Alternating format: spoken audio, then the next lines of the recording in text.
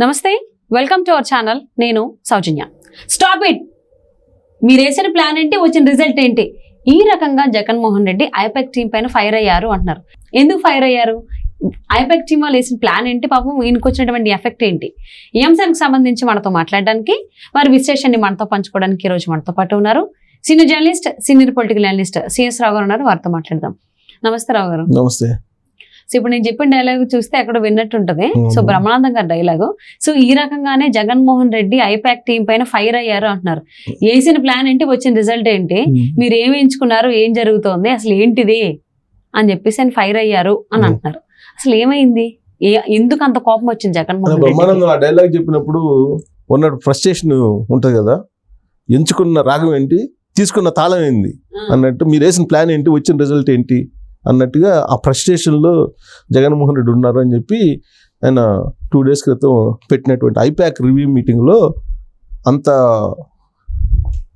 ఫ్రస్ట్రేషన్లో ఉన్నట్టు తాడేపల్లి నుంచి వచ్చినటువంటి న్యూస్ బయట స్ప్రెడ్ అవుతుంది.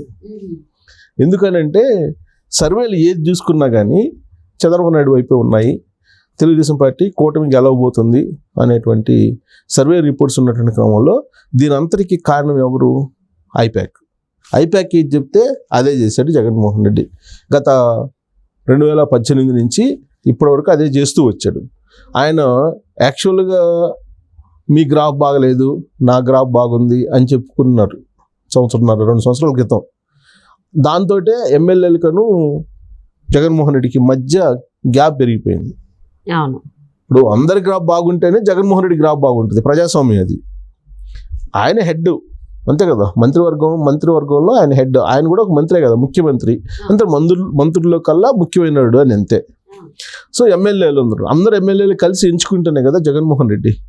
లేదంటే ఎమ్మెల్యేలు కనుక అవిశ్వాస తీర్మానం పెడితే జగన్మోహన్ రెడ్డి దిగిపోవాల్సి వస్తుంది కదా. ఇలాంటివి మనం చాలా చూసాం. అవిశ్వాస తీర్మానాలు పెట్టి ముఖ్యమంత్రిగా దించేయటం. రామారావు దగ్గర నుంచి, నాదెండ్ల భాస్కర్ రెడ్డి దగ్గర నుంచి చాలామంది అవిశ్వాస తీర్మానం పెట్టిన తర్వాత ఓడిపోయి దిగిపోయిన వాళ్ళు చాలామంది ఉన్నారు. అలానే జగన్మోహన్ రెడ్డికి 151 మంది ఎమ్మెల్యేలు ఉన్నారు. అయినప్పటికీ కూడా ఆయన మీద అవిశ్వాస తీర్మానం పెడితే మెజారిటీ ఎమ్మెల్యేలు కనుక ఆయన్ని కాదనుకుంటే దిగిపోతారు. కానీ జగన్మోహన్ రెడ్డి బలమైనటువంటి నాయకుడు, ప్లస్ బలమైనటువంటి మీడియా ఆయన చేతిలో ఉంది. ఆయన వేల కోట్ల రూపాయలు సంపాదించేశాడు. అందువల్ల ఎవరు సాహసం చేసి బయటకు రాలేదు. కానీ మామూలుగా ప్రజాస్వామ్యంలో అవిశ్వాస తీర్మానం పెట్టి బయటకు వెళ్ళిపోయే చాలా మంది ఉన్నారు. ఎందుకంటే ఇప్పుడు ఆయన చేసినటువంటి రివ్యూలు మన 2 సంవత్సరాల క్రితం రివ్యూలు ప్రతి వాళ్ళని పిలిచి నీ గ్రాఫ్ బాగలేదు అని చెప్పారు. ఆ గ్రాఫ్ బాగలేదు అని చెప్పినటువంటి వాళ్ళు దాదాపు 60-70 మంది ఉన్నారు. వాళ్ళు కనుక రివర్స్ అయ్యి అవిశ్వాస తీర్మానం పెడితే జగన్మోహన్ రెడ్డి అధికారంలో ఉంటారా? ఉండరు. కాబట్టి పిల్లికి గంట కట్టే వాళ్ళు ఎవరో దొరక్క ఆగిపోయారు ఎమ్మెల్యేలు. అది కనుక ఇప్పుడు ఏకనాథ్ షిండే మహారాష్ట్రలో జరిగినట్టు కనుక బీజేపీ వాళ్ళు సపోర్ట్ కనుక ఉండి చేసినట్టయితే ఏకనాథ్ షిండే వచ్చిండేవాళ్ళు. సో కాబట్టి జగన్మోహన్ రెడ్డి యొక్క అదృష్టం ఏంటంటే అక్కడ ఏకనాథ్ షిండేని పుట్టించేవాళ్ళు లేరు. అందువల్ల ఇప్పుడు దాకా ఆయన ఏదనుకుంటే అది సాగిస్తూ వచ్చారు. ఎమ్మెల్యే అంటే సహచర ఎమ్మెల్యే. ఇప్పుడు జగన్మోహన్ రెడ్డి కూడా ఎమ్మెల్యేనే. ఎమ్మెల్యే అయిన తర్వాత కదా ముఖ్యమంత్రి. సహచర ఎమ్మెల్యే లాగా వాళ్ళని చూడాలి, వాళ్ళకి ఇచ్చేటువంటి గౌరవం ఇవ్వాలి, వాళ్ళకి ఇచ్చేటువంటి టైం వాళ్ళకి ఇవ్వాలి. అసలు జగన్మోహన్ రెడ్డి కలిసేదానికే ఎమ్మెల్యేలకు టైం లేదు కదా. 5 సంవత్సరాల్లో అపాయింట్మెంట్సే లేవు కదా. మినిస్టర్స్ కూడా ఇవ్వలేదు డైరెక్ట్గా, ఎవరో ఒకళ్ళిద్దరు తప్ప. అసలు ఏ మినిస్టర్ కూడా వాళ్ళ మినిస్టర్ గురించి ఎప్పుడన్నా వచ్చి ప్రెస్ మీట్ పెట్టారా? సజ్జల రామకృష్ణారెడ్డి తప్ప ఎవరు మాట్లాడే పరిస్థితి లేదు. సో కాబట్టి వీళ్ళందరూ ఏంటంటే వాళ్ళ గ్రాఫులు బాగలేవు, తందే బాగుందనే ఫీలింగ్లో జగన్మోహన్ రెడ్డి ఉన్నారు. దానికి కారణం ఎవరంటే ఐపాక్ వాళ్ళు పోయి వీళ్ళ గ్రాఫ్ బాగలేదు, వీళ్ళు మార్చేయండి అని చెప్పి వాళ్ళ మాటిని 60-70 మందిని మార్చేశారు. మార్చేసినటువంటి క్రమంలో ఏమవుతుంది, క్షేత్రస్థాయిలో ఆల్రెడీ అతను ఆ కాన్స్టిట్యున్సీలో లీడర్గా ఎస్టాబ్లిష్ అయిపోయాడు. ఎస్టాబ్లిష్ అయిపోయిన తర్వాత ఇంకొక లీడర్ని తీసుకొచ్చి అక్కడ పెడితే ఎస్టాబ్లిష్ అయినటువంటి లీడర్ కామ్గా ఉంటాడా? అతనికి ఉన్నటువంటి క్యాడరు కొత్తగా వచ్చినటువంటి వాళ్ళకి మద్దతు ఇస్తారా, సపోర్ట్ చేస్తారా? చేయరు. ఇప్పుడు జగన్మోహన్ రెడ్డి ఎస్టాబ్లిష్ అయ్యాడు ముఖ్యమంత్రిగా. జగన్మోహన్ రెడ్డి ఆల్ ఆఫ్ సడన్గా దించేసి ఇంకొకరు పెట్టేస్తే జగన్మోహన్ రెడ్డి ఒప్పుకుంటాడు? జగన్మోహన్ రెడ్డి ఛాన్సే లేదు కదా. సో అలానే ఏ కాన్స్టిట్యున్సీలో అతనే ఇప్పుడు ఆ రాష్ట్రానికి ముఖ్యమంత్రి జగన్మోహన్ రెడ్డి, ఆ కాన్స్టిట్యున్సీకి అతనే హెడ్ కదా, ఎమ్మెల్యే. అతను కాదని చెప్పేసి ఇంకొక అతను పెట్టేస్తే నా ఇష్టం, నా పార్టీ అని చెప్పి అతను చేత అయింది అతను చేస్తాడుగా. అదే పరిస్థితి ఇప్పుడు నియోజకవర్గాల్లో నెలకొంది.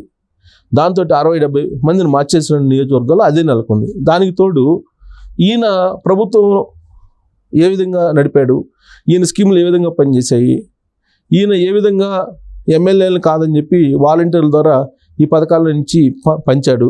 దాంతో క్యాడర్కి జగన్మోహన్ రెడ్డికి మధ్య, లేదంటే క్యాడర్కి ఎమ్మెల్యేలకి మధ్య గ్యాప్ ఏర్పడింది. సో దాంతో ఏమైంది, మేడిపండులాగా అయిపోయింది పార్టీ.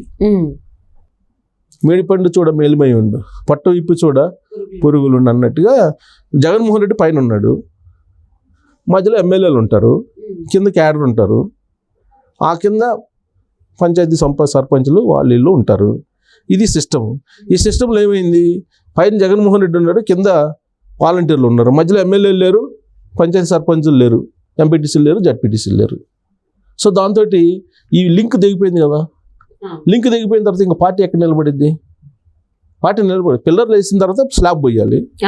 ఈ పిల్లర్లు లేకుండా బేస్ మట్టం ఉంది, బేస్ మట్టం ఉంది, వాలంటీర్లు ఏర్పాటు చేశాడు. పిల్లర్లనే వేయకుండా పైన గాలిలో అయితే నిలబెట్టలేడుగా స్లాబ్ని. సేమ్ అలానే ఉంటుంది వైఎస్ఆర్ కాంగ్రెస్ పార్టీ పరిస్థితి. ఇది తెలుసుకునేటప్పటికీ ఎలక్షన్లు వచ్చేసినాయి.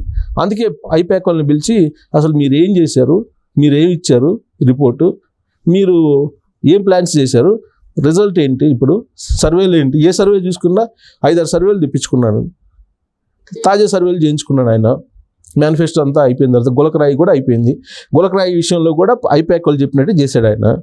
అప్పటి వరకు గులకరాయి దగ్గర అంతకు ముందు అన్నా కొంత మెరుగ్గా ఉంది. గులకరాయి తర్వాత ఐపాక్ వాళ్ళు చెప్పినట్టు చేసిన కారణంగా స్టిక్కర్ సైజ్ పెంచారు. దాంతో అది బూమరంగ్ అయింది. ఇప్పుడు సర్వేలు చూస్తే 30-40 కన్నా ఎక్కువ వచ్చే పరిస్థితి లేదని చెప్పేసి ఫ్రస్ట్రేషన్లో ఒక వారం టైం ఇస్తున్నాను మీకు. ఈ వారం 13వ తారీఖు దాకా ఉంది.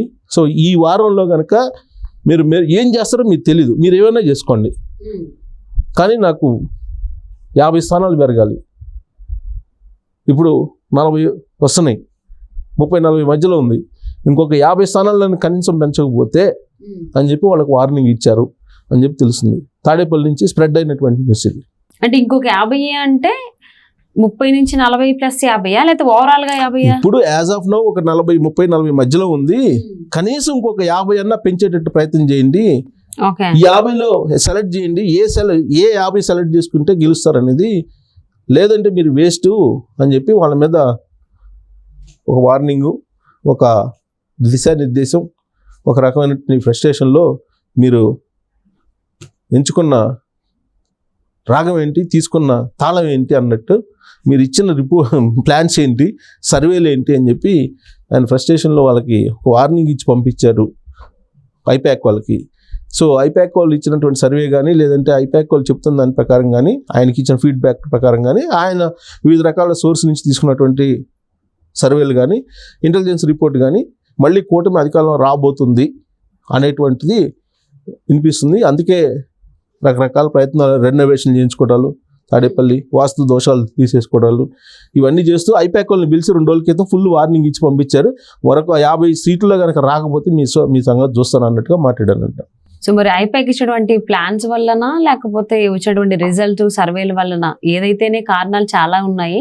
జగన్మోహన్ రెడ్డి ఐపాక్ టీం పైన ఫైర్ అయ్యారని అంటున్నారు. మరి చూద్దాం రాబోయేటువంటి వారం రోజులు ఐపాక్ టీం ఏం చేస్తుంది, ఏ విధంగా స్థానాలు పెంచుకుంటున్నారని. Thank you so much Sesharao గారు. Thank you.